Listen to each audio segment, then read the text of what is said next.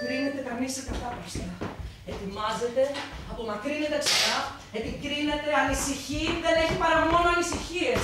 Και να που είναι πάλι εκεί. Όχι, δεν είναι εκεί.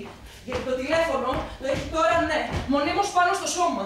Ναι, το σώμα. Κάθε στιγμή έτοιμο να φτάσει, αλλά δεν αφήνεται ποτέ κανείς να φτάσει. Και δεν περιμένει ποτέ κανείς χαλαρός να φτάσει, όπως περίμενε παλιά το κλίν του τηλεφώνου, τότε που τα τηλέφωνα ήταν ακόμα καρφωμένα στο σπίτι.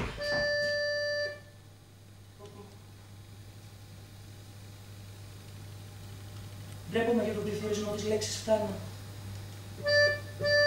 Και για το κούφιο αστείο με τη λέξη φτάνω. Αυτή τη λέξη, όπως πάντα, την έχω πια τόσο συχνά στο στόμα όσο ένας γέρος στη μασέλα του. Και με τι ευχαρίστηση την ξεχνάει στον πάτο του ποτηριού, από που τώρα μπορεί να δει τα ψάρια να κολυμπάνε στην αιωνιότητα.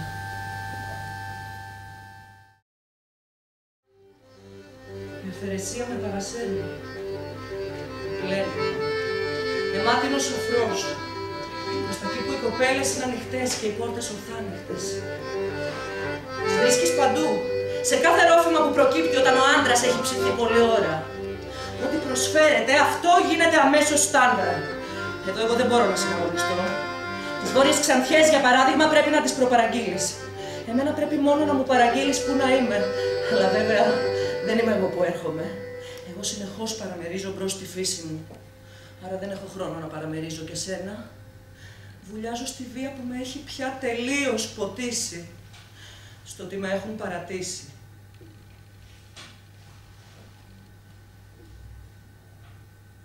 Τι είναι αυτό?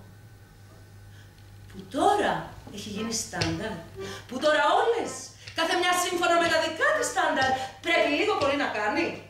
Το καλό εδώ, δεν είναι το λίγο, εδώ δεν υπάρχει πια έξτρα χρέωση για γαλλικό τσιμπούκι χωρίς προφυλακτικό. Η φιλιά ή άλλα πράγματα. Υπάρχουν μάλιστα κοπέλες που κάνουν επιπλέον και οθωμανικό. Εγώ δεν κάνω οθωμανικό. Ούτε έχω κάνει οθωμανικά στο σχολείο της ζωής. Το οθωμανικό έγινε από μόνο του. Αν και από μόνο του δεν γίνεται. Πρέπει να στο κάνω. Τι λες, τι κάνεις στο ενδιάμεσο? Δεν έχει σημασία. Βλέπω εδώ κάποια απορροσία για 2-3 ώρες. Εξόψεω μια τυπική Ρωσίδα. Το ίδιο και οι υπηρεσίες της. Αλλά στο λέω αυτό τώρα έχει ένα ελάττωμα. Και στο λέω και αυτό τώρα, μέχρι το Σεπτέμβρη, θα φοράει σιδεράκια. Αλλά από υπηρεσίες, αν κάποιος θέλει Ρωσίδα, τότε αυτή είναι η καλύτερη. Όλο περηφάνεια. Εμείς βγάζουμε λεφτά από τις εξορίες. Ενώ από τις εξαγωγές. Εδώ όμως λέει porno star. Πώς και δεν κάνει πορνό τότε? Μα πώς, έχει κάνει καμιά-δυο πορνοτενίες. Τορκιζόμαστε. Θα μπορούσαμε να τορκιστούμε αν τις είχαμε δει. Αλλά κι αυτήν θα έπρεπε να την έχετε παραγγείλει προκαταβολικά. Όταν πρέπει κανείς όλα να τα παραγγέλνει προκαταβολικά, τότε τι χαρά να νιώσει όταν θα τη χρειάζεται?